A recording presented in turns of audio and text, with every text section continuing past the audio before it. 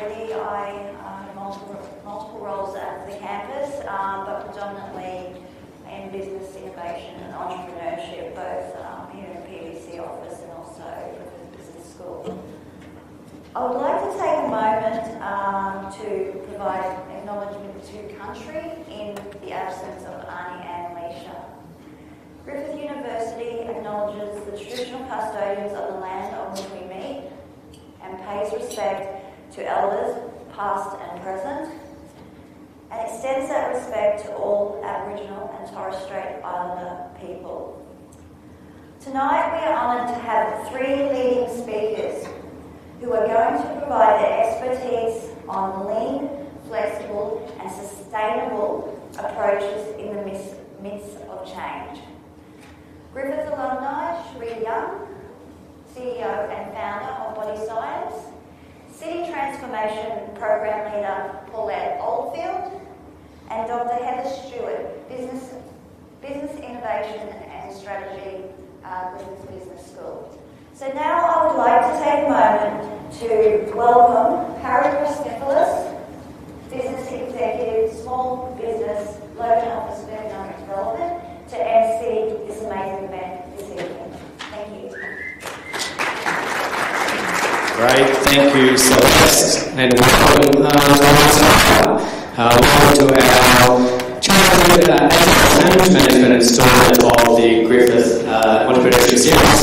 And I'd like to make special acknowledgement to our advisors for the event, and that's Griffith Uni, MID, which is the economic branch of the Logan City Council, and Advance Queensland. So definitely a good mention, and we do have, as Celeste mentioned, quite a treat of speakers this evening, so looking forward to that. I did want to take things up a little bit this evening. I'm going to draw your attention to a link, which we're going to pop up on the screen. The link that you can see up there, it's a survey link that offers you the opportunity to write down some questions during the course of this evening, and also allows us so that we can use those questions for the Q&A, which we have after the presentations. But we will make sure that we can get back to you with those the answers to those questions on a link on the website.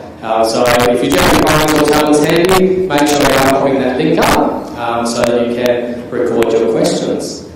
I do want to introduce the speakers this evening. Coming from our first, which is our industry expert, we have Sheree Young. A little bit about Sheree Young and Greg Sheree Young's business. BODYSCIENCE, is a health and nutritional brand that was developed from a suburban garage back in 1999, which is quite amazing. And over the years, it's developed into a multi-million-dollar company today. And through obviously the achievements that they've had, they've really been a true testament to the values and their dreams along the way. So from elite athletes and teams performing at the highest level, through to the everyday person who is eager to transform their health and fitness, kind of just like me. BODYSCIENCE is really transforming the lives of a lot of people today. So I'd like to welcome Sheree Young to the stage to present.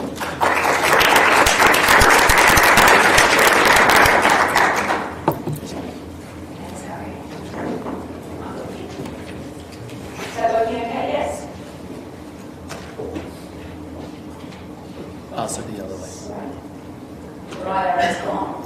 Okay, so thank you for everyone for joining us for this presentation this evening. So BODYSCIENCE is a brand of sports supplements. We enjoy our story of being Australia's leading innovative brand in sports nutrition and in sports compression. And as mentioned, we started in 1999, so almost 20 years in business, which is pretty awesome. And when that's with your husband, I feel like that's a testament to our relationship as well. There's some of the pictures of some of the exciting stuff that we do. So a little bit about our story. We make sports supplements, so for those who don't know, so protein powders, protein snacks and balls and bars, protein drinks. And we also make therapeutic products, so multivitamins and specialist tablets in that area. And a growing arena of more specialist supplements, so pre-workout formulas, that sort of thing. station by 1750. Congratulations. So our 2020 vision, which has nothing to do with your eyesight, is that BODYSCIENCE is dedicated to making people fit, healthy and happy. And that's our vision for everything that we do at this point in time, which is taking us out of just the elite sport arena, which we have been away from that for a long time, and working with everyday people, because that's our marketplace and that's where we love to play. So a little bit of our story up there, what the products that we make. That's our logo. It's not normally got all the pictures in it, but you may have seen it on sporting fields or things. We've got quite a big presence in a lot of the sport around Australia. A lot of detail up there that you don't have to engage in, but our relationship and association with elite sport started right back in 2002 when we were made official supplement provider to the Sydney Roosters, and we actually had our logo on the shorts in that year, and they engaged us mid-season. They were really frustrated with their performance, and they went on to win 8 games in a row and to win the series. So we took a lot of good luck, charm and testament to our products and our sports science story. And I think that was really a great launching pad for us and our brand and the products that we make. And we leapfrogged from there. So we have had multiple winning associations through all codes of sport, from Olympians and common games athletes to bodybuilding and general sport, and all codes around Australia, male and female. We have done that, maintained that association for many, many years. In fact, at one stage, we were supplying 11 of the 14 NRL teams in the league. So me as CFO didn't really like that when some of them were sponsorships, but we have a very strong presence in that field. And along the bottom there, you'll see what our current range of sports partners. We've won numerous awards along the way, which has been a great celebration for us. Some in business, some in products, some in various things. And our teams that we've supported have been national premiers and things along the way, which is, again, we're very proud to be involved in.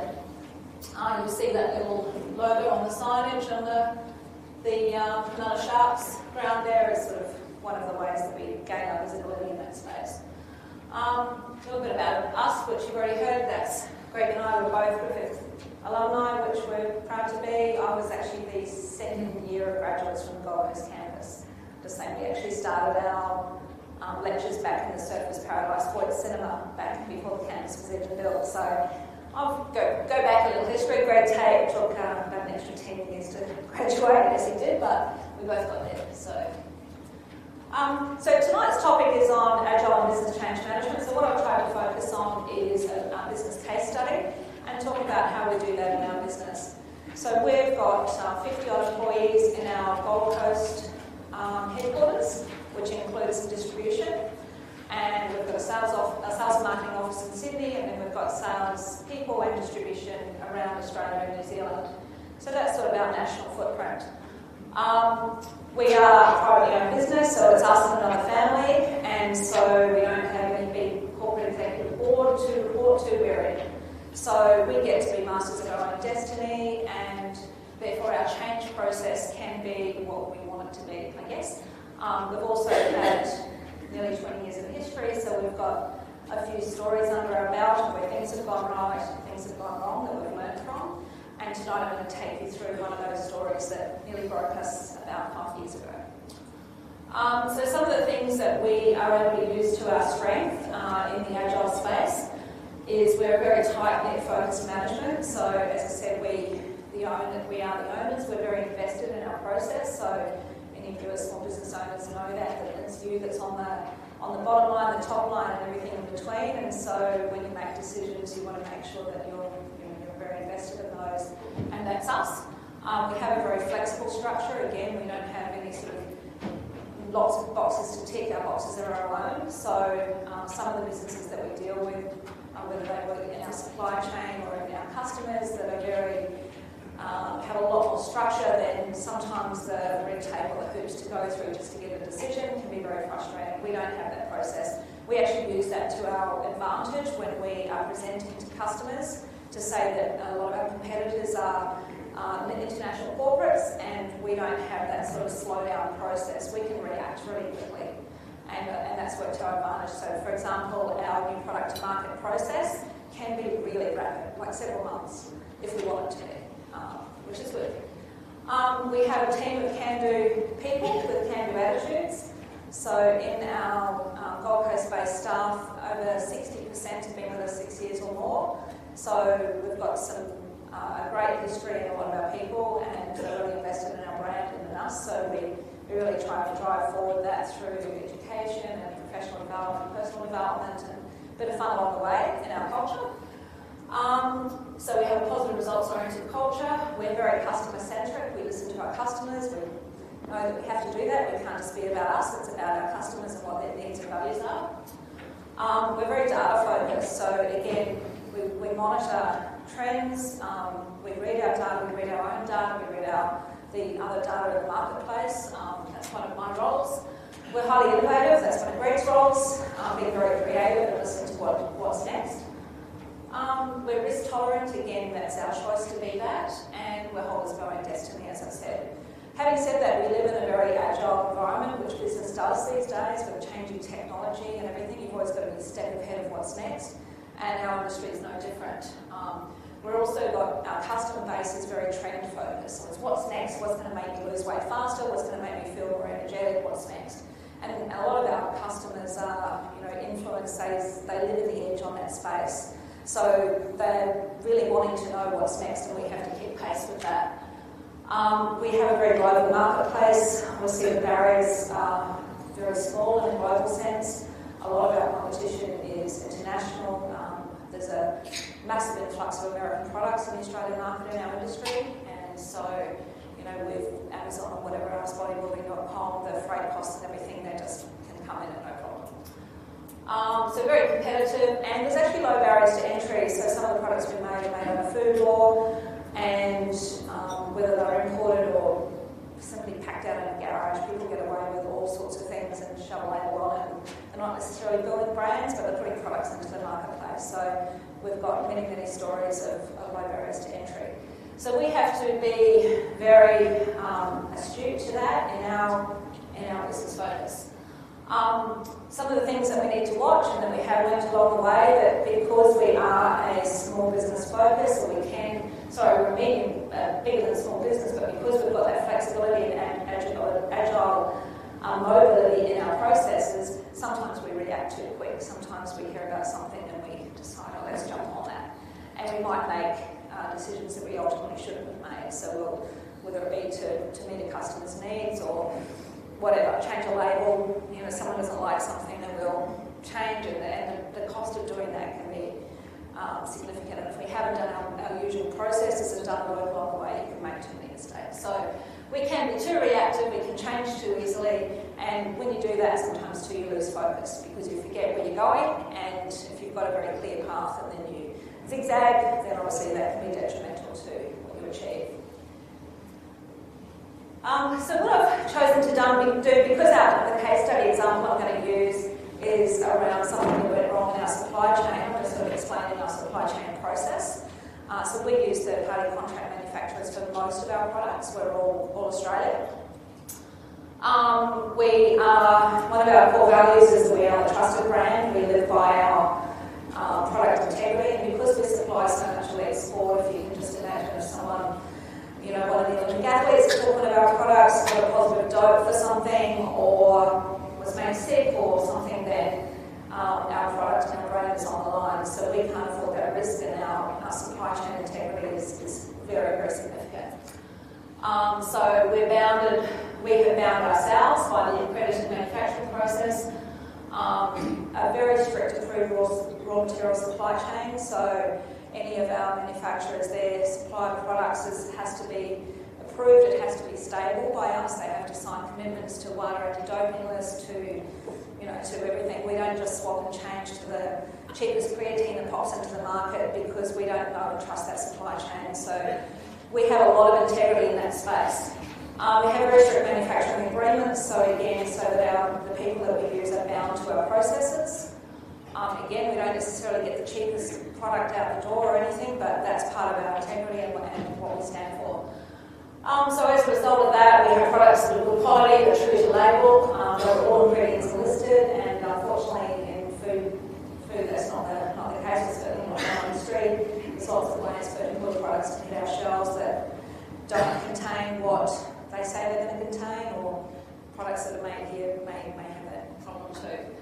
As I said, we have an anti-doping presence, and we have done for about 12 years.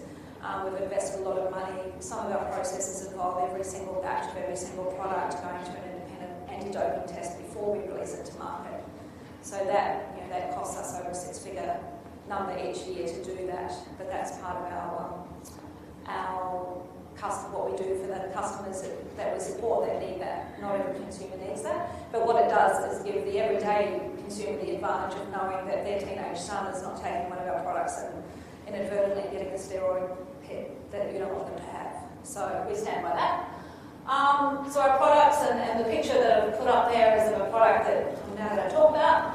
It's one that's been in the market with us in various iterations for about 8 years, is our high-protein balls. So our products, we aim to make them taste amazing, they're high quality, they're shelf-stable, and they perform as they say they should.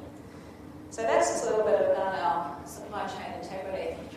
So despite all that, we had a very significant issue happen to us in December 2013. So occasionally you'll get random customer complaints talking about a product, oh, this doesn't taste right, or I opened the vanilla jar and it was strawberry, or something that's gone wrong in the process, the label's gone wrong. Maybe they haven't stored it correctly, and it hasn't met its shelf life, or maybe it's been open too long and the hydroscopic product's gone lumpy. All sorts of things that can go wrong, and that's fine, and we support our customers in that space. What happened was it was very late December. We normally have a Christmas shutdown period, and this was, I think, about close to the 20th of December. Greg and I and our kids had decided to have Christmas down south with my brother, and we took off on a road trip. So it was only a few days before Christmas, and the business was still operating back then. On the 9-hour drive, we started to get phone calls from our team back on the coast saying that we're getting all these complaints and something's not right. And it was about our high-protein balls tasting wrong, tasting off. And so our high-protein balls at that time were ranged in over 3,000 stores in Australia, probably way more actually. Coles, Woolworths, and random independents, Jim's health food shops. They've been on the market a little while. They were a really good seller for us, and they represented a multi-million-dollar business to us in just that little product range. So, as I said, when you get a few random complaints about a product, you deal with it, you investigate it, and you send it back to your supply chain. This was proving in that 9-hour drive to not be random. So the level of complaints had escalated, or the level of customers' feedback had escalated. So I'll go through more detail in the next slide. What we had was, we'd seen pending crisis, like what's wrong with this product. We had to take some immediate management actions. We had to put a change management process in place, and then work out how on earth we were going to recover from it. So a little bit of detail.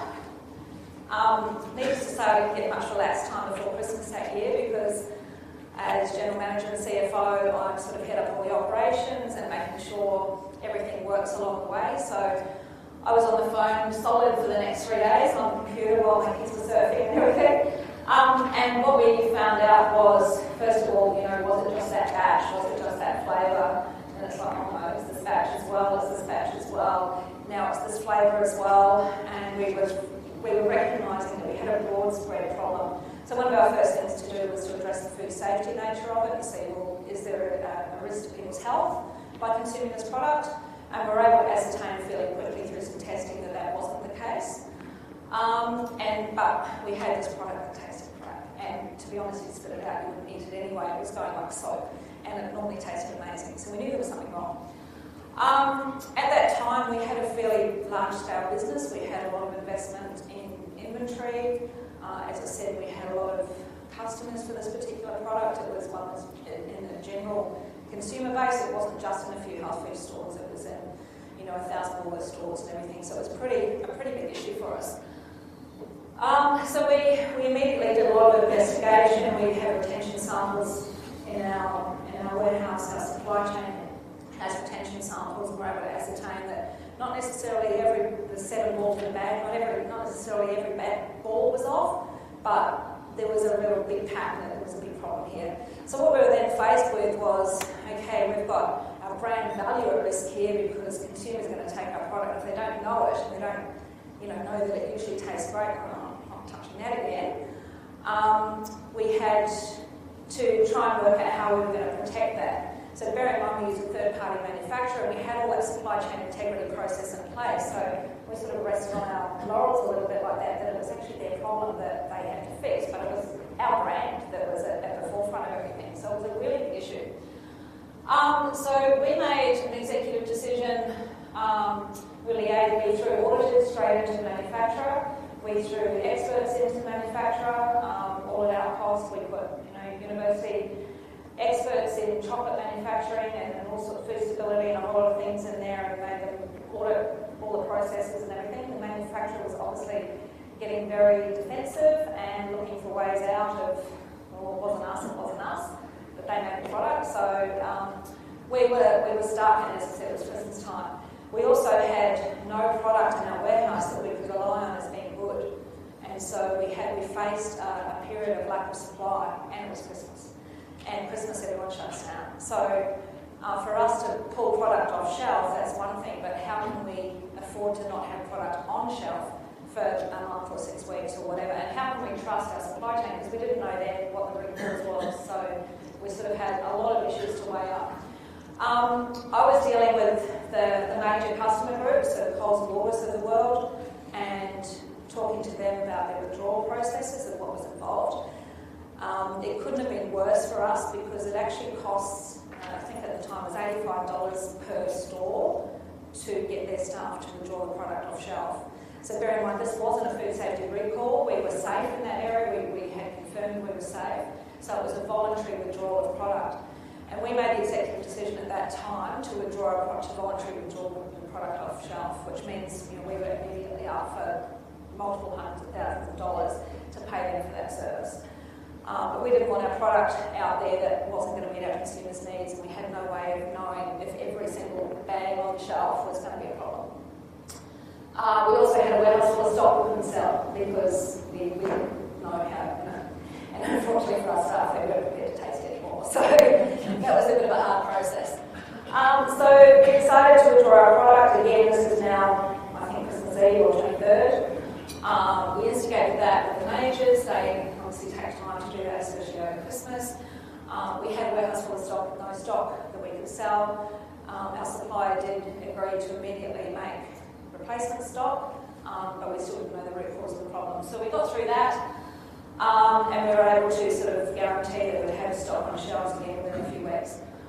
We had to have a logistics plan because we wanted to make sure that the product that was drawn was actually being binned.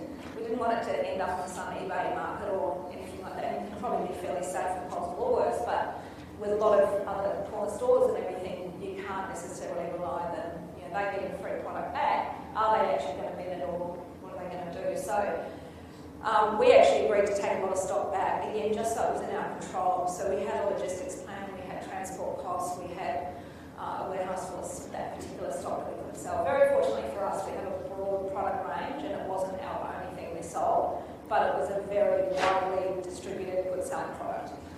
And what we found actually through the process too is that over time, the rancidity that was developed over time. So that's why we were finding, this bag is not good, that this bag was, but over time it all turned rancid. So the longer it was, the product aged, it was the more and more the frequency of it going off.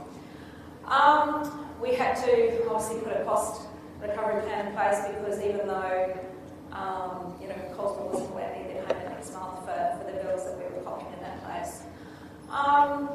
We had to work out how we were going to resupply. So we got some immediate resupply of our current manufacturer, but because they weren't standing by, it's not us, we were in a no man's land for a little while, so we had to immediately work to try and replace the product through some other means of supply. Now, we own all our recipes and everything, but not every manufacturer has the ability to make the same thing, and what we made was quite unique.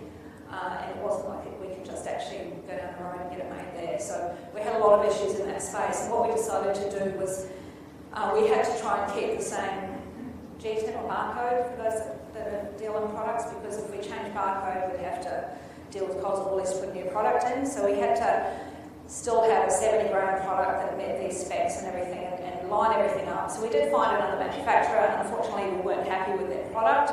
It wasn't as good as what we had, but we did bring a new or a replacement product to market while we were still dealing with this mess.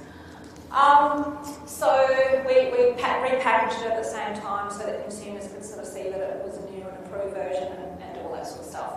We had to deal with, how we were going to remarket this, how we were going to deal with all the costs, and then at the end of the day, we had all this rancid product in the warehouse, so we had to work out how we were going to dispose of it, and we had to engage professional people in that regard, because again, we didn't want to just throw in a tip and then have it end up in someone's hands that we didn't want it to be, so we had to actually have it paid to have it professionally destroyed. So through all that, we had a lot of process. That didn't just take pre-Christmas, that was still going on 8 to 10 months after. We were still getting feedback. What we believe happened was one of the machinery had got some water into the process where it should have been a dry goods area, and the water had mixed with some of the chocolate ingredients and apparently caused the rancidity. So we sort of concluded at the end of the day, and it was a temporary machine they put in that was conveniently sort of out of sight and under cover when auditors went in, and it was all a bit of a mess. But anyway, we fortunately had enough smarts and enough support behind us through our customer base, through our integrity, through our supply chain relationships and our relationships with our customers to get through that. And that product's actually still on the market today. It's safe, it's good, it's unreal. And testament to that particular product, like iterations of that product, it's still a really good, strong selling product that's still in Coles and Woolies as we speak. So that's worked well. So what did we learn from that? And I think some of the things that really helped us was all those strengths that I said before, and the way that we were able to jump and react. If we just let it take us over, we possibly wouldn't have survived. So we had to put so many things in place. We had to engage with our bank, had to engage with our suppliers to get extended terms on things. There were so many things at play that we had to make happen. So we have continual training and development in our team. So as part of that, we didn't have a whole lot of panic merchants that didn't know what to do. We were able to have them come on board with our processes, and that really helped. We have that risk management plan always in place because we deal with foods. That's obviously really important. Our supplier relationships, which did break down in that space, but we were able to re-engage and all our other suppliers that we needed to still supply us, and we were able to maintain that. We had a strong finance plan. We have lots of internal teams that know how to deal with things and how to work together. Systems and processes, we're very process driven, and I think that really helped us because we weren't starting from scratch. We actually knew what we were doing. We have a strong emphasis on customer intimacy, so we want our customers to like us. We listen to them, we talk to them, and we service their needs all the time. So I think that really helped in that process. Sort of a lesson for everyone, you've got to be prepared. You can't always control the controllables. So just to actually recognise that things don't always go your way and know what your plan is or how else you might going to deal with it. So that's my story. Thanks for listening.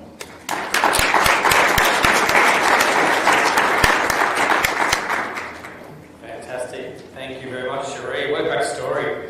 And go from the garage to where it is today, which is fantastic. And I'm sure your journey's not over. Pretty good. I have the pleasure to introduce our next speaker, the practitioner for this evening. We have Paulette Oldfield. Paulette has recently been appointed the City Transformation Program Leader of the Logan Council. And Paulette is a change manager and an agile subject matter expert who specialises in agile coaching, development and project management. She's undertaken projects both in the private and the public sectors, specialising in the industries of the public service, finance, transport and mining.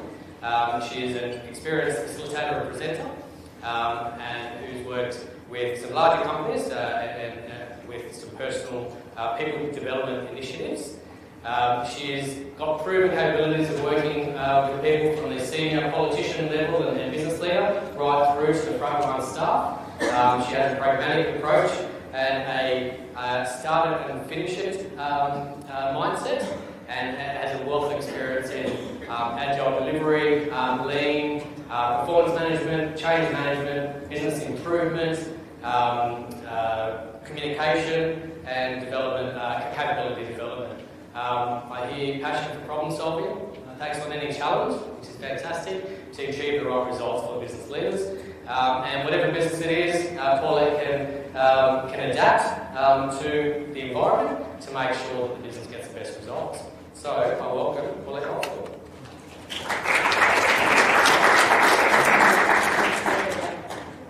The noise. Hi everyone, can you hear me okay? Thanks, Marcus. Yeah. So that's a bit to live up to. When you say it like that, but I have had a bit of a career, so I've been around the block a bit.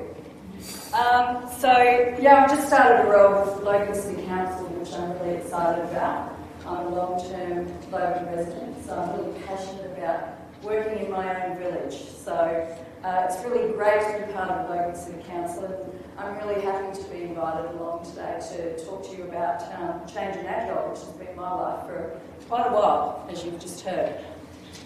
Okay, so Agile and Change, a love story. What is agility? So a lot of time I get invited to speak to senior leadership, and you've probably heard the word agile a lot. What does it actually mean? Most of the time I spend a lot of my time doing a bit of demystification. Well, doing a lot of demystification, to be honest. They think it's a silver bullet, it's a panacea, it's going to be the thing that's going to transform their world. I can tell you that Agile is not a project management methodology. So a lot of people think, well, we'll just get someone with some Agile experience and they'll put some processes in place and we'll have an Agile team. I can promise you that doesn't happen. It's not a silver bullet, as I mentioned. It's actually a cultural, organisational and behavioural shift in how you work within a team. So Sheree spoke a lot about culture with her business. That's exactly what it's about. It's about a great culture within your business.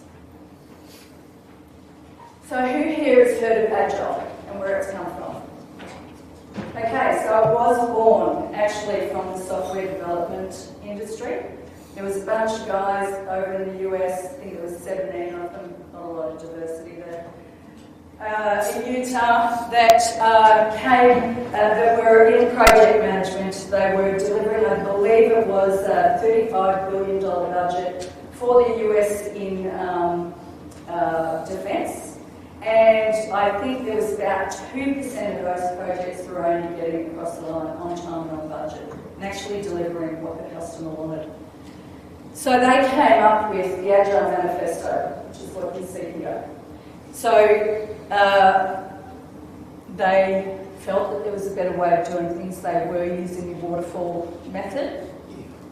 They came up with the manifesto, and what they decided, what they outlined in their manifesto was that they value individuals and interactions over processes and tools, working software. Now, the other thing that I want to outline is that you don't have to be delivering software to actually get value out of Agile. You can be delivering anything, any product. We value customer collaboration over contract negotiation, and we value responding to change over following a plan. So that means pivoting, changing. As Sheree mentioned in her story, if you don't have a good team that's able to pivot and adapt to change, and in fact even embrace change, then it's going to be difficult for you to be delivering products on time and on budget. So there's 12 principles to Agile. Customer satisfaction is number one. At the end of the day, we're all here because we have a customer. We're all in business because we have a customer. Number two, accommodate changing requirements through your development process. I'm not going to karaoke it all, you guys can all read. So, frequent delivery of whatever it is that you're providing to the customer. Collaboration between business stakeholders. So I was having a chat to someone out in the foyer who was talking about a system that they had put in their business a few years ago, and they didn't have great stakeholder management, they didn't have good communication plans, and they're now finding that they have to revisit that whole process and do that all over again. Support, trust and motivate the people involved in the process. So, as I mentioned, it's all about teams, it's all about people. Face-to-face interactions. I don't know the amount of time I've had emails from people that are sitting right next to me when in fact you could be having a conversation. So Agile really promotes face-to-face collaboration, and I'll talk about some of the practices that can promote that and can enable that. Working, anything. I've crossed out software, but it doesn't matter what your product is, as I mentioned, is the primary measure of success. So I'll give some examples. I have only been in the local council job for the last 3 weeks, so I was working with a government agency prior to this, a very large government agency, I won't say which one, but they have a lot of bureaucracy and a lot of processes in place. So what I found when I went into that organisation is it's very hierarchical. And the Agile way of working, and I always call it a way of working because it is a culture and it is a way of working, promotes reducing that hierarchy and actually everybody having a voice. It promotes empowerment. It means the people that are at the coalface that are delivering your services to your customers are actually part of solving any of the problems that you might have. So a lot of executive, when you do tell them what it is that they need to do to have an agile culture, are very confronted by that, because sometimes it could mean a bit of reorganisational design, and that can sometimes challenge people's jobs, power. We all know change is hard. So when I went into a particular project, when I first started with this government agency, I identified the people that needed to be in the room to deliver this particular system. Because delivering systems at the end of the day, that's the easy part. It's the people, it's the tackling the people and how they deliver that is the toughest part. Working together, being a cohesive team, having fun. You mentioned fun, Sheree. That's all really key to having a really good culture. So when I spoke to the executive and I said, well, we need this person and we need that person, they said, but they're only in AO3. First of all, I didn't even know what an AO was. I came from a structure that was very flat, and I've been using the Agile way of working for about 17 years, and we only had about 4 structures. So to get anything approved, we had very little bureaucracy. So it was really easy for you to get change through very, very quickly. So I just said to them, well, I don't care what they are. They are part of the process and they need to be involved in whatever the solution is or whatever it is that we're delivering. And what I found when I included all those people was that they felt empowered, that they had a voice, and they were all of a sudden being part of, delivering something to a customer instead of being told what to do. So it was a real change in, how they were working, and it just helped lift the culture. It was very challenging for those leaders though, because they were so used to the command and control. So with agility, you'll hear a lot about servant leadership. That's very much the leadership approach that you take when you are working with Agile teams. You're there as a leader to pave the way for people to actually be successful. Because you hire people, and you've probably heard this before, you don't hire smart people and then do the job yourself. They're there to do the job, you're there to pave the way and remove the blockers and make sure that they're able to do the job that they're hired to do. Attention to technical detail, doesn't have to be technical, but attention to detail and design enhances agility and simplicity. So this big organisation, there's some people in the room that I know, so they'll know who I'm talking about. But this big organisation was very cumbersome, very bureaucratic, and they always wanted to make sure that everything was shiny and perfect before anything was delivered. But they started to find that their customers were looking elsewhere because you were taking too long to deliver them anything. So they want to see and they want to hear that you're actually listening to them and providing them something. You hear MVP, has anyone heard of MVP? Minimal viable product, right? So you've got to deliver them something so they've got confidence in that you know that you're heading in the right direction. And then you can work on that. And all the other principles will actually help you in getting to the state that you need to get to. So you can't deliver something. Have you seen that picture, the project management picture, and it's got a swing and then it's got a tyre, and people make assumptions that this is what the project manager said he wanted and this is what the customer actually wanted, is polar opposites. So agility means that you are able to communicate short, sharp, all the time, and the way that people need to be communicated. So I came from a background where we had offshore teams. So we had teams over in Manila. This was in the private sector, and over in the Philippines and over in India. And we would have stand-ups every morning because my team needed to understand, or not in the morning, it was afternoon sometimes, depending on where the time zone.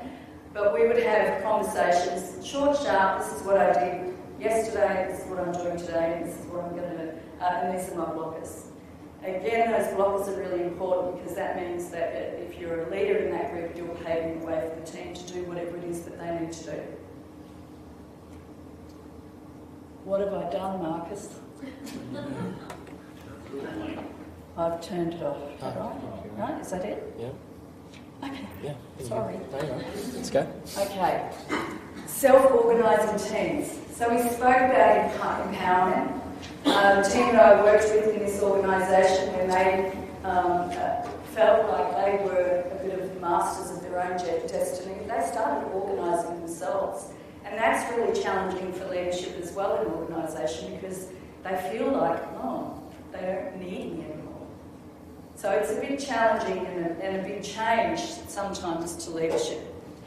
Regular reflection on how to become more effective. So you mentioned with Sheree at the end of that process with that awful story, but made you stronger as well. You had a look to see what could you do better. What worked, what didn't work, and what are the things that you needed to change. And put action plans in place for that to happen. So I'm just going to give you some data here. Culture, really, like I said, doesn't matter what you're putting in place. If you don't have a great culture to deliver it, it's going to be really, really hard. So, practices. And this is another pitfall, because a lot of people think that if you put agile practices in place, that's all right, it's all fine. Yeah, we're an agile team, we've got a whole heap of sticky notes up on that wall. That's not how it happens. Yes, the practices will support those things, but at the end of the day, you've got to have the culture in place for those practices to work effectively. So I'll go through them really quickly. Again, I can give you tons of details. I have so much reading material on this, it's not funny, but Celeste or Lane can help with that. But a social contract, and we use this when you're starting with a new team, to make sure that that team is all on board, that you're going to give it a go, that you are going to work differently and you're going to, put some of those principles and practices in place. So this organisation I worked with recently, when the CEO at the time engaged my services, I asked him what problem he was trying to solve when he engaged me as an Agile coach.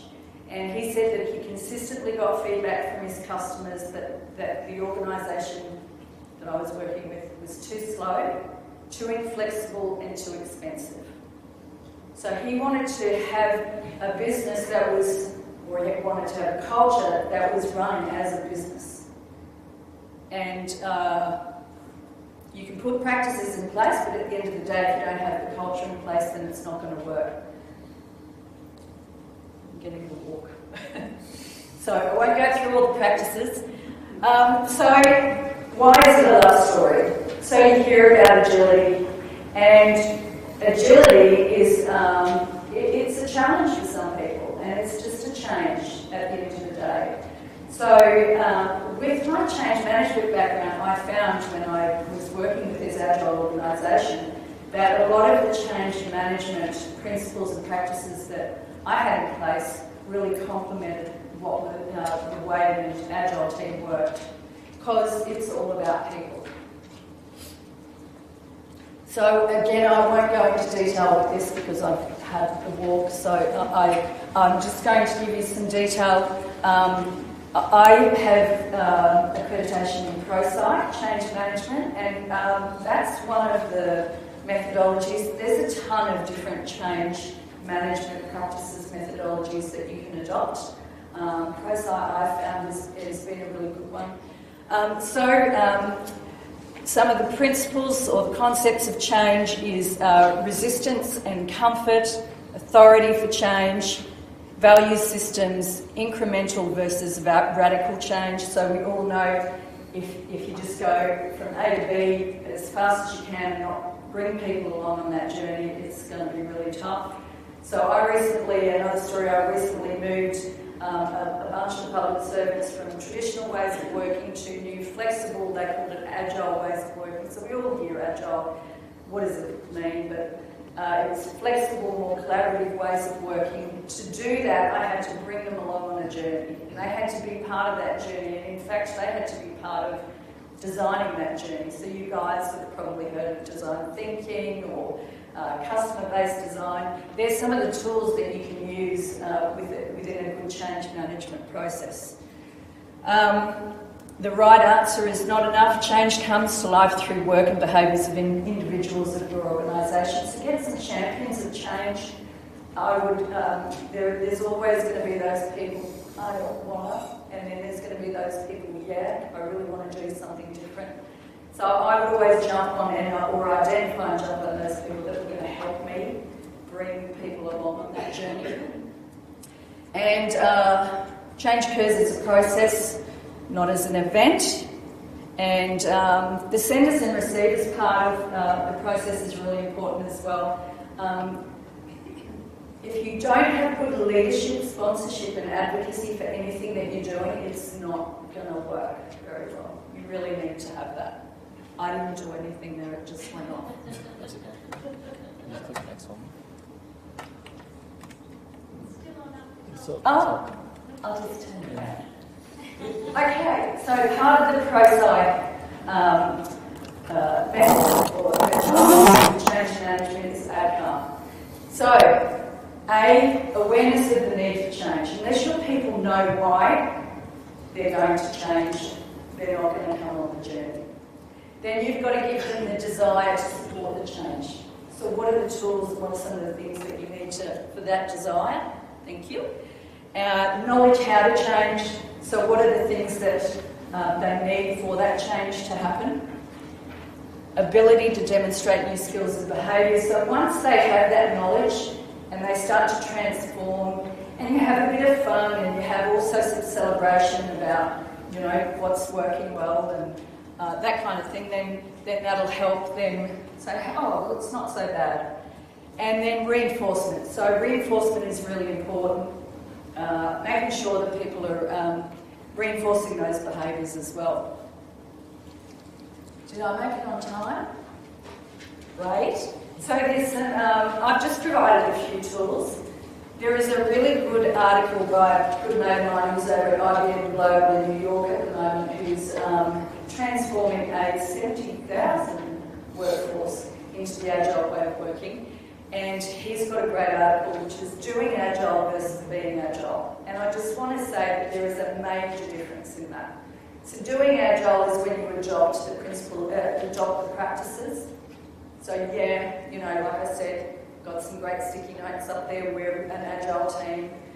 Versus being Agile, which is where you're delivering your customer the right thing at the right time for the authorised. And then the change management co-site, it'll give you some more detail around some of those tools and techniques to help people change. So, Agile and Change, match made in heaven, they'll have a beautiful, long, loving marriage, I believe. Thank you.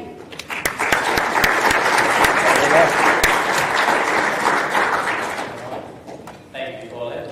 Great presentation. And we're looking forward to having you on board at Logan City Council. Obviously, for our focus on being the innovative, dynamic city of the future, Logan City Council has seen, obviously, the experience in Paulette to deliver the agile change required for Logan City Council. Did everyone get that link before to ask questions? Yeah. If you didn't, get a chance to put that up just quickly. If you did, we'll just pop it up there while I do the introduction of our academic presenter. Because if we don't get through some questions that are put up on the link, we do definitely want to address them for you. So obviously we are inviting some great speakers here tonight, and we do want you to make sure you are utilising every opportunity to ask the questions you want to.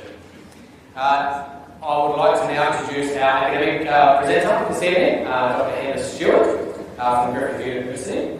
Dr Stewart is a researcher working in qualitative data collection analysis and has established a publishing profile in high-level CSR and sustainable business journeys.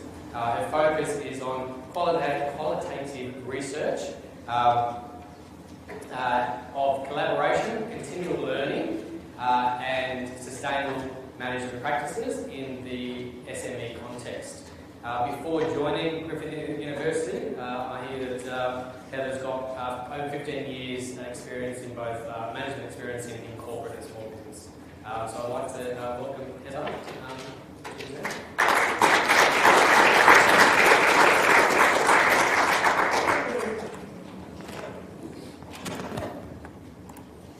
Hi everybody. I think the sound's working just fine. Thanks, Marcus. Okay. All right. In my presentation, I'm going to talk to you a little bit about SMEs. I understand a lot of the businesses that are attracted to this series are SMEs. I know in academia we love our acronyms, so just to be sure, SME stands for small to medium-sized enterprises. Okay? So I'm just going to give you some recent facts on SMEs. I find that quite often SMEs don't understand how important they are. So I'm very passionate about SME research, and hopefully you'll get the gist of that and feel that love that I've got for those. I think you'll also find that what I'm talking about, when I listen to Sheree and Paulette, I see a lot of synergy with what they're talking about as well. So I'm hoping you can see that too and connect with some of those issues and some of those ideas.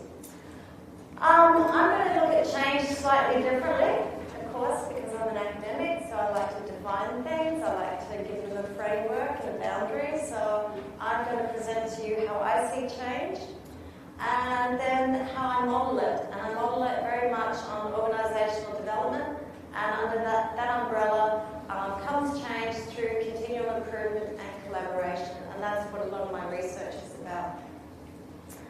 And I'll give you just some insight, just some snippets to what was a huge project that I'll just try and condense that into a few key highlights as a final touch of what the SMEs that I work with and what were some of the outputs and the results of that.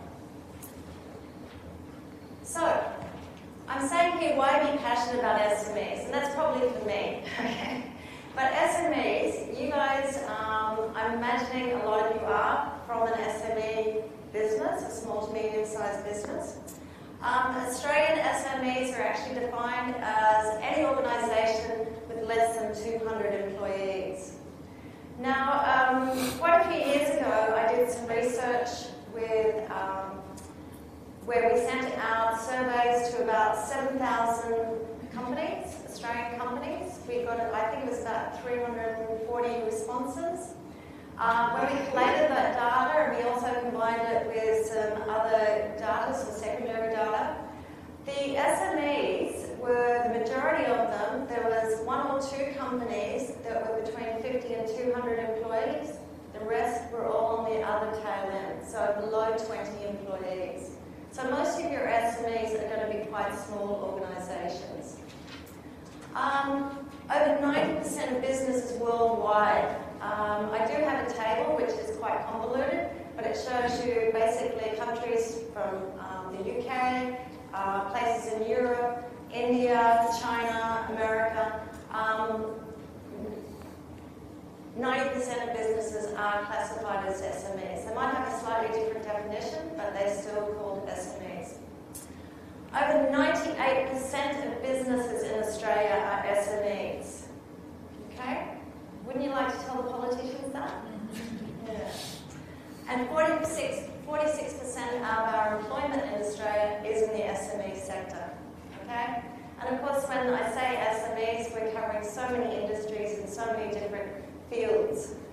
And this is very current data from the Australian Bureau of Statistics in 2017. And they're telling us that 16.6% are in construction, and professional, scientific and technical is 12.1%, rental, hiring and real estate 11%, and then financial insurance services are 9%. I just want to get a feel of who's in the room, and if you look at these categories, perhaps you can see where your business sits. And I was just wondering, are there any people in that 16.6% in construction? Anybody in construction? Yeah? So you're one of that 16.6%? Yeah? What about professional, scientific and technical? Yeah, I think that covers a lot of, I was about to say sins, but a lot of professions there. What about rental, hiring and real estate? Got one down here? Anybody else? Okay. And what about financial insurance and insurance services? Somebody up the back there, a couple of people up the back. Okay.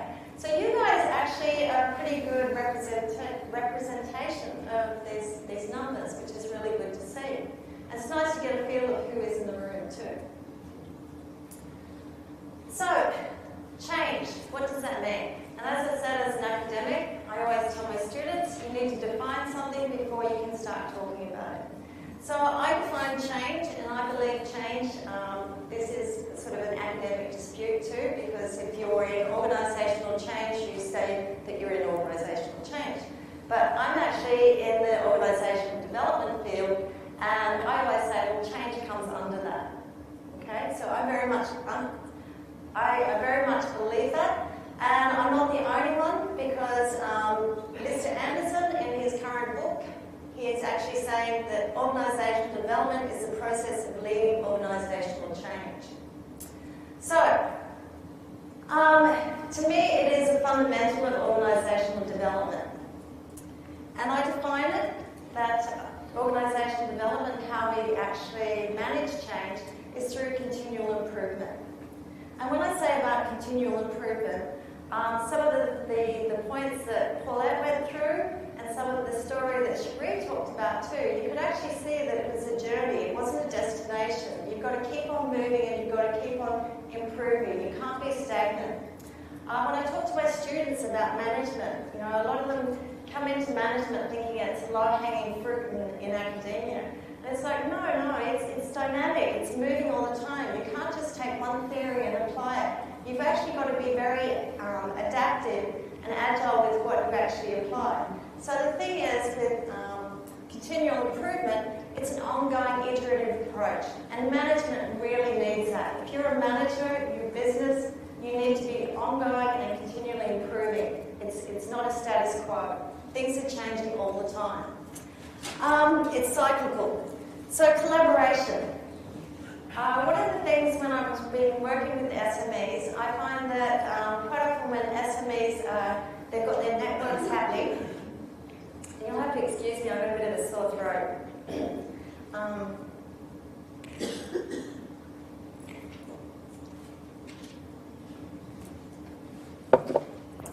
SMEs quite often feel very isolated. Usually being a small business, usually you're so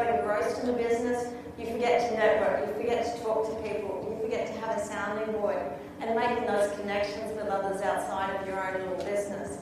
I say this through experience too, because I actually grew up in an SME. My parents had an SME, and our dinner table conversations were all about business. My partner, we have, well, I say we, that's a royal we because I don't operate in it anymore, but for 9 years I helped him with his SME. So I actually joke to him now that every time we have a conversation it's about his business, which is nearly every conversation. It's like, well, I could be charging you for this as a consultant. But reaching out and having a sounding board for your SME is really important, and having that collaboration. And I'll talk to that a little bit with some of the organisations that I've worked with, some of the SMEs. And when I was introduced, the qualitative research is quite interesting because I quite often go back to Aristotle. And this is usually when practitioners go a bit glassy-eyed. But Aristotle did come out with some really good things, and the sum of us is greater than all the parts. So when we work as a collaborative, quite often we can get better ideas. We can get a pool of ideas instead of our own little puddle. So that collaboration I found to be very key to organisations actually developing and embracing change and moving with the times. This model, it actually comes from quality management, which again is part of organisation development and change. The man it comes from is Edward W. Deming. I don't know if anybody heard of him. I see a nod there. Yeah. Unfortunately no longer with us, but he was an amazing character, and if you Google him, he's got a couple of books. He did some amazing stuff, had an amazing life in change and quality. He was one of the gurus with Ford, bringing Ford to its forefront many, many years ago. And I'm not talking about recent times, I'm talking about probably in the, I think it was the 70s and 80s. He was very, very instrumental also in the change when the Americans actually went back into Japan to help rebuild it after World War II. One of his theories is plan, do, study, act. Okay? This is a very simplistic model, but quite often in business we don't always do the whole cycle. Okay? So plan is when we get an idea. Okay? Or you've got a catalyst for change, so that idea actually sort of comes to your head. You know, something's got to happen. And then the do is where you might want to pilot something, you might want to test something. When Sheree was telling us her story, it's funny how I sort of was starting to implant or embed this model over what you were talking about, Sheree, because I could see this plan, do, study, act happening. And not always happening in a cyclical nature, sometimes going back to the different stages and then moving a bit forward. But then the study is when you review. You look at what's happening, you put in some measurements, you start studying and looking at what has actually happened. And I think you actually even referred to, the adaptations and how you actually had to look at what was actually happening and move forward from that and assess the situation. So acting is when we actually start to look at those results and we respond to those results. So sometimes that might even be where you've got to start from point one again, okay? Hence the cyclical nature. Sometimes it might be adapting or just changing a little bit, and again going back into that plan and do and study and act, okay? So I even use this, I use this in my general life as well. With my students, I actually implement this to their studies. I also teach this in management problem solving. I also embed this into quality management. I embed it to quite a lot of different things because it gives you that continual improvement. This is a little bit convoluted. It's actually plan, do, study, act, put over another model. I'm not going to talk to it too much, but it's just to show you how that plan, do, study, act can actually go into a lot more complexity as you actually go through change. This model actually shows you in the middle there's a transformation, so that's when that change is actually happening. This is a model that I've used in a lot of my research and incorporates a few different people's theories. Okay, the research that I did was on, there were 23 participants, 11 SMEs, Southeast Queensland.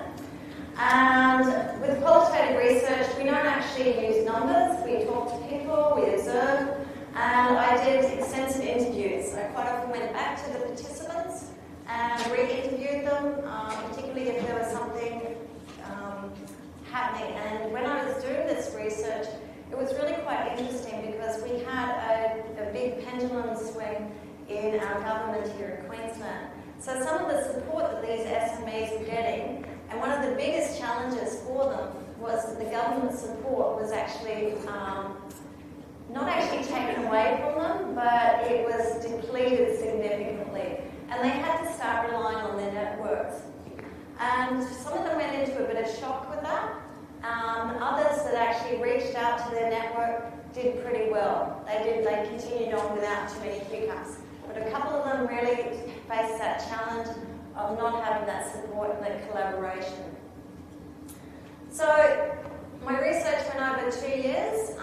I still actually work with a couple of these organisations, which is pretty interesting as they evolve and go through different changes. And I interviewed just not the managers, but also the employees. I went into the organisations, I did observations, I went to functions that they were having. So I really got involved in their business and a feel for it, which was really interesting, and I was very, very privileged to be doing that.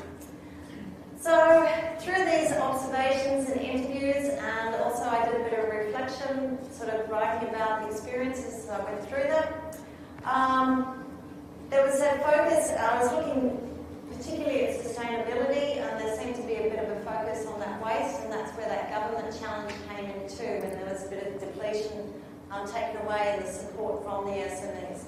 So SMEs, as you probably all know, lots of challenges, and I think, Sheree, you referred to the upper, the lower, and everything in between.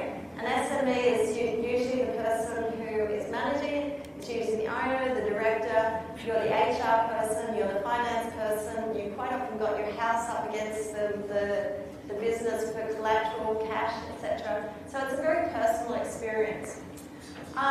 So there's challenges. I know that employees can be very challenging for an SME owner too. Let's not go there. Okay, so this is where that Plan, Do, Study, Act links. You know, it sort of gives you that model to me gives a framework where you can actually get the courage to go through all the cycles.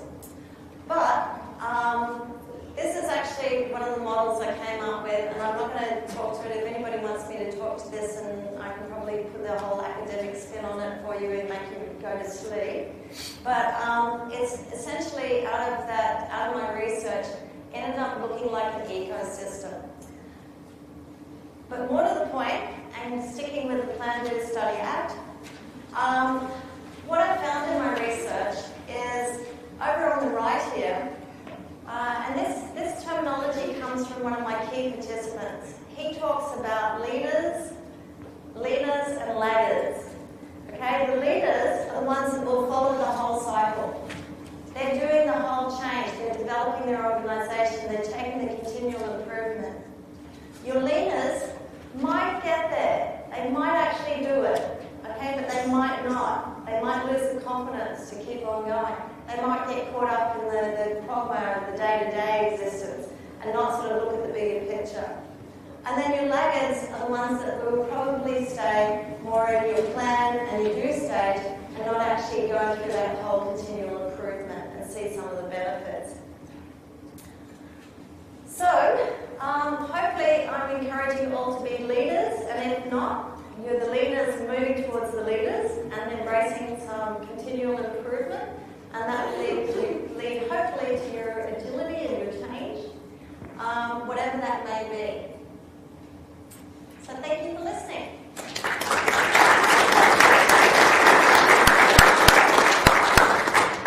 Thank you, Dr. Stewart. Right. Thank invite Paulette and Sheree Is that right? Yeah, I think that was good, yeah. to come up and we'll engage a bit of Q&A. So we do have a roaming mic available. Do you have any questions? Just down the front here. I've got a big question. Our health products presented tonight, how the hell did you let it be known that you had a problem without there being a problem and retain your customer loyalty? So we struggled with that for a little while, and there was a bit of dissension across us as a management team whether we were going to sort of do a public PR exercise on it, put some sort of notice on our website or something. And what we found was it was such a burden on our customer service team. We had to pull in temporary staff because of the level of inquiry we were getting. And so this wasn't so much the customers who had it in their shop, it was more the consumers that had bought it, and so we had to deal with them. The level of inquiry was huge.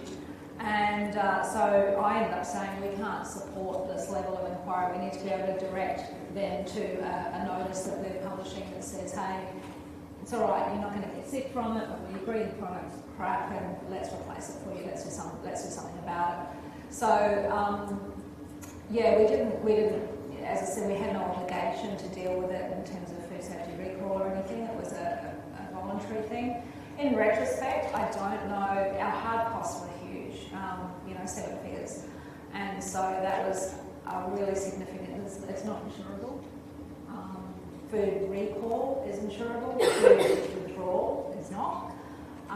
So we didn't end up with the support from our supplier, and we could have said we've gone down that path, but we needed to move on. So yeah, in retrospect, I don't know if we would have even withdrawn the product from shelf, but that's because of the cost. But we did it, and we can stand by that we do our absolute endeavour to get the right product into the right people's mouths. So yeah, it was a really big process and decision, and complicated even more by that Christmas period that everyone was meant to be having fun.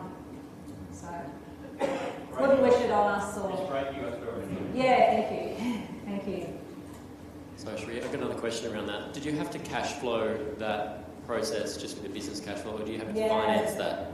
Yeah, so as that supplier was one of our fairly, a supplier of a range of products, I would pay them because we had a very strong case to shut it down. So we gained a little bit from that credit, or lack of not paying that credit. But having said that, the product that we owed them for was the product was old, so that was easy. Yeah, so we did, but I've got a really good relationship with our bank, and so we got support there. We explained the process to our other suppliers and sort of said, look, we need some extra credit. We need more product to sell through so that we can cash flow everything else and keep paying for our business infrastructure. And as I said, we had lots of tenure there, we had really good relationships, and we were able to do that. So yeah, it was a really tricky process, and it was actually not long after the SME drugs and sport collapse, and that we were the food supplement suppliers or the sports nutrition supplier to Essendon at that time. So it wasn't our product. We don't make injectables or anything like that, but obviously that was a significant effect on both our brand and our industry. So we'd already had that big collapse. Yeah, so it was a really trying time. But you live and you learn, and as I said, we're through it, and it's good. So it did set us back a long way. Yeah. Any other questions at all? Yeah. Just this one for Paulette. I've got some organisations we work with that work at distance. Some are very local, so we can work in one office. Do you have any Agile platforms where you can work in a digital room kind of way? Are you talking about your visualisation? Yeah. So there's when I've worked in IT for a lot of years, and a lot of IT people and a lot of techie people want to use a lot of techie things. But I've always found that if you aren't co-located, if you are co-located, the best way is really people face-to-face, really basic visualisation. The tools that I have used, obviously designed for Agile is Jira. I find that quite complex though. It's great for software development, but if it is you delivering business value, Trello is another tool, and Trello's free. And in fact, who owns Jira? I can't remember who it is.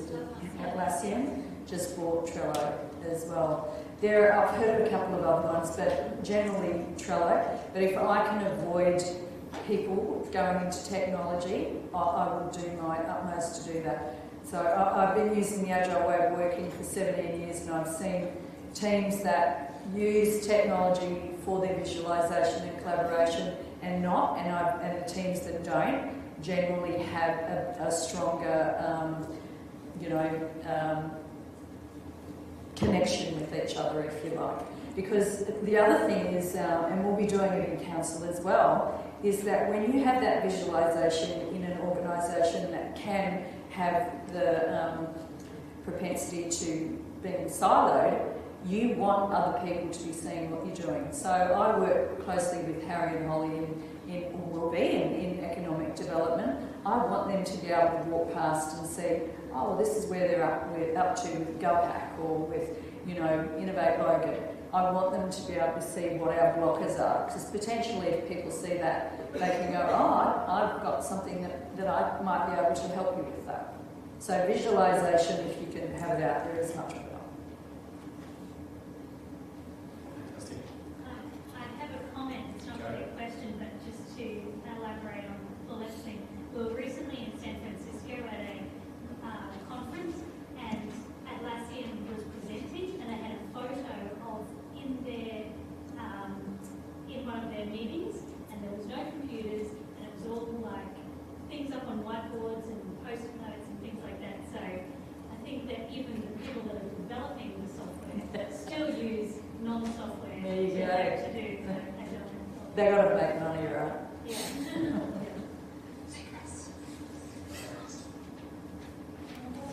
Any more questions at all? Yes. Hi, Janelle Finucane. Just a question in relation to building the cultural change that you've all been talking about. If people haven't been exposed to the level of agility that's probably needed, what are some of the key enablers that support that to happen? So it's great if you've got, multiple people, or you might say, oh, well, you need a ratio of X to Y in terms of people. But sometimes too, you do need certain processes to be there, or certain technology components to be there, whether it is a whiteboard and flip chart. So I'm keen to hear what you would say to startups. What are the key enablers to sort of lay that groundwork for an agile environment? Who would you like to answer? Anyone who actually. Do you want to go ahead? No, you guys can start. I can speak from our experience and my learnings and study and everything. It's a lot more difficult with some people than others, so it's about getting the right people on the bus. Is a big part of our development, and putting the right people driving the bus as well. And lots and lots of communication. So we have the 5-minute stand-ups in various sectors of our business as well, toolbox meetings daily and among the teams. We do have off-site, so we have dial-ins, we have a weekly meeting we call Around the Grounds where certain members of the team report in on things. So lots of communication, I think, so that everyone is part of the process, because there's been lots of study to say that, and I think some of the examples you both use of when everyone's engaged in the process and they go and they feel like their part plays an important, is significant enough to be involved, then they will embrace the change a lot more than if they've just delivered it, well, this is where it is now. So, lots from that, and different leaders have different ways of projecting that as well, communicating that, so it's about having the right people to do that, and to share your vision and share your passion and all that sort of stuff. We get to do that because we're in it and we live it and love it and touch and feel and all that sort of stuff. So, sharing that with your team. And I'd like to add to that though, sometimes you have to make a hard decision, and if some people aren't on the bus, you have to show them where the elevator is. And that's hard, because agility isn't easy actually, because if agility was easy, everybody would be doing it and it'd be fine. But if you don't have the right culture, so if people aren't on that journey, and I used to have a CEO that used to say, I'm going over that hill, and if you're not coming over that hill, there's the elevator. And with large organisations that are really serious about having an agile organisation, they do have to make the tough decision of getting, if there's people that just won't budge for whatever reason, you can spend a lot of money and a lot of time and a lot of change management processes to help them with that, and if they just don't, then you have to cut them loose, because they will infect the rest of your culture. One of the organisations I work with, they actually, when they were going through a major change, they got in a third party to lead that. They also, it was quite interesting, they discovered within their organisation people who could actually champion that change, had some expertise, so that they became the actual champions of this change. And so they were very much at the sort of floor level. And it was pretty interesting to watch this change happen, because one of the things that I noticed, and it wasn't a matter of getting on the elevator, but it's a similar analogy. In their lunchroom, they had it was sort of like almost a kindergarten depiction of a train with 3 carriages, and they had this language that if you're in the first carriage, then you were on board and you were, embracing the change. And it was funny that they'd even, instead of sort of saying that person isn't, they're the oddball, they're not coming with us, they'd sort of go, they're in the 3rd carriage. So they had this language that was the 1st, 2nd and 3rd carriage. And sometimes they'd even say, they'd come to work and sort of like, I'm having a great day, I feel like I'm in the 3rd carriage today. So it was really neat to sort of, it was a non-threatening way of doing it too. And they created it themselves. And very inclusive too, even when you're new to this type of culture, it can be very frustrating to have people with different levels of maturity taking on big change. Yeah, absolutely. Speaking of that too, don't prejudge, when it comes to change, don't prejudge age as a barrier. Like some people might think, oh yeah, I'll just stuck in the mud or whatever, and you're not going to keep on the times or whatever. Yeah. In my experience, that's got nothing to do with it. And we've had young girls who I don't want to do that. I like that idea, and I know what I do, and I think that's just fine. So, definitely don't think that, I can't get these people involved in my process because they'll really struggle with it. Not necessarily at all. Fantastic. We might wrap it up there. Is it a question? Or is it just being constant time? All right. Go. When you started, you were obviously 2 or 4 people. Pardon? When you started the business, there were 2 or 4 people in the business. So I'm a chartered accountant, and I had to stay working to keep us going. So we're small. You grew your business in an agile manner. Absolutely. From scratch, and a lot of the SMEs in here are probably sole traders. Yep. At that level. Yep. We operated from our garage. It was about maybe year 5 when we went into our first commercial premises. That was a big thing.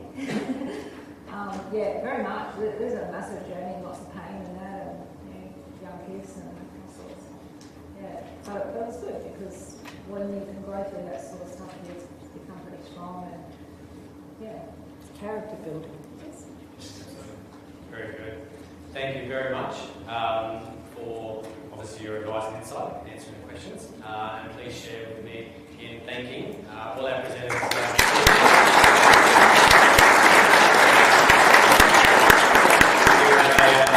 Of appreciation just down here.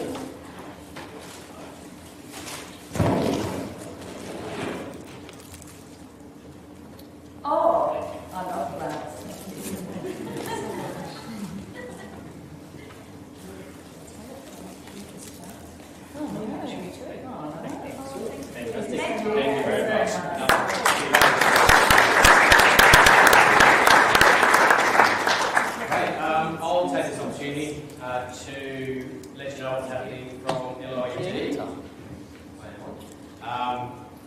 some brochures around on the chairs and the works on our side. Local Civic Economic Development has just launched some master workshop series, and these are obviously for small businesses or small, starts from micro to startups, startup to micro to small and established businesses. So we've designed these workshops to allow you to get some practical experience. We've invited some key industry experts in to facilitate these workshops. So please make sure you do have a look on the website, and if you do want to register, make sure you get in quick. But I'd like you to thank you for attending this evening. I will actually pass on to Celeste, and she'll give you a few more updates in relation to recruiting. Okay, thank you, Harry. Greatly appreciate some fantastic items that have been provided this evening. Just to highlight what is happening in the region. Oh, yeah, sorry. We do have the GovHack coming up, 7th to the 9th of September, so this is available to anyone. Feel free to come along. This is at the Kingston Butter Factory on Milky Way, in Kingston though, not in the Milky Way. So fantastic weekend workshop, so please feel free to come to that. We also have the Innovate, and I will pass this on to Paulette to give you more of an idea of this amazing launch. Thanks, Celeste. So Innovate Logan is this is what's happening within our team, if you like, as far as promoting startups and entrepreneurship within Logan. So we have, you've all heard probably about the Kingston Butter Factory and it being a new innovation hub, which is opening at the end of December. But Logan City Council are very dedicated to providing a startup and entrepreneur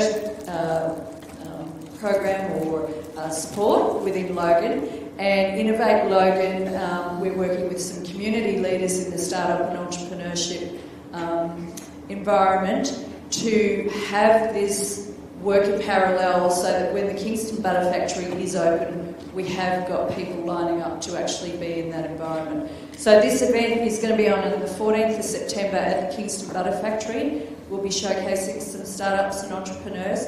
I invite you all to come along to the event and see what it's all about, learn about entrepreneurship and startups and what Logan City Council and the rest of the startup community within Logan are doing to help support startups and entrepreneurs within Logan. There's an awful lot of opportunity, there's some great startups within Logan and they all deserve to be supported, which is part of the reason I've taken on the role as City Transformation Leader, and we're looking forward to providing that environment for them.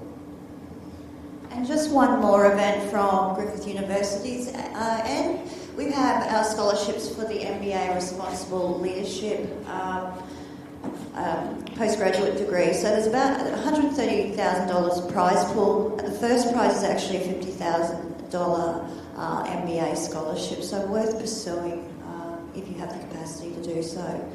A great initiative. So that wraps up our evening. If